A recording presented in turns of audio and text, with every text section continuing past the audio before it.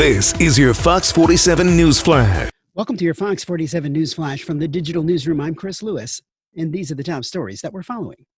A 10-year-old boy from DeWitt Township is currently in the hospital with severe injuries after some type of explosive went off in his hand. The incident happened while he was at his great-grandmother's house going through a box of Christmas ornaments the family says that the great-grandmother purchased at a garage sale. His mother, Brittany Moist, was at work at the time, but says that the whole thing was a freak accident. Last year, my grandmother bought a Christmas box from a yard sale. It was full of ornaments and decorations and stuff.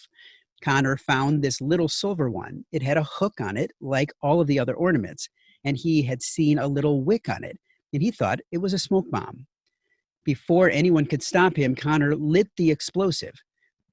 Moist's godmother, Shanda Story, was at the house at the time and says it felt like time froze. I ran into the house to find a towel to wrap his arm, sat him down, ran back and called 911, said Story.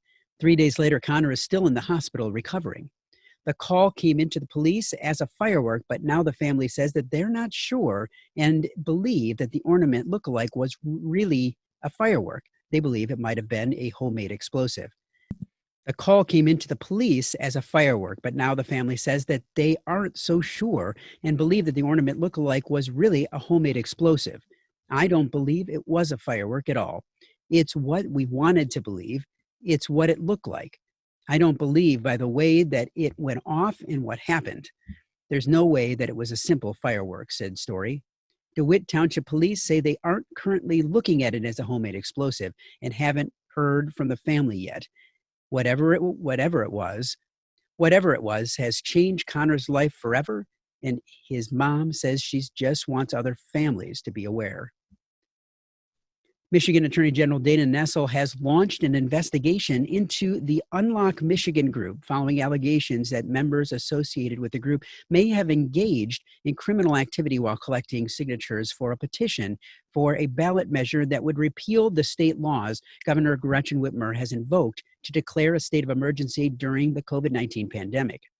The announcement comes following complaints to the AG's office from residents who said that they were deceived by petition circulators. Residents said that they were told that the petitions were to support LGBTQ rights, for medical marijuana initiatives, or to help small businesses, among other things. Unlock Michigan is trying to get a measure on the November ballot that would repeal the 1945 Emergency Powers of the Governors Act. With Halloween right around the corner, one of the scariest parts of the holiday is the threat of catching the coronavirus. Health experts say that trick-or-treating is a high-risk activity.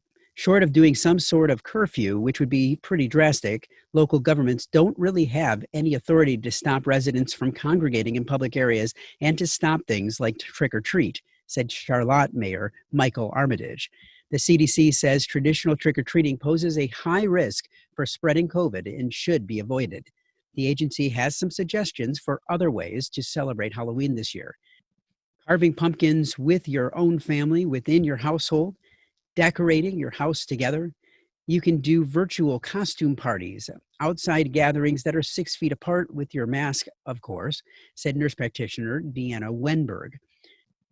The MDHHS put out a similar list. They advise homeowners who do plan to give out candy to put the candy on a table, avoiding direct contact.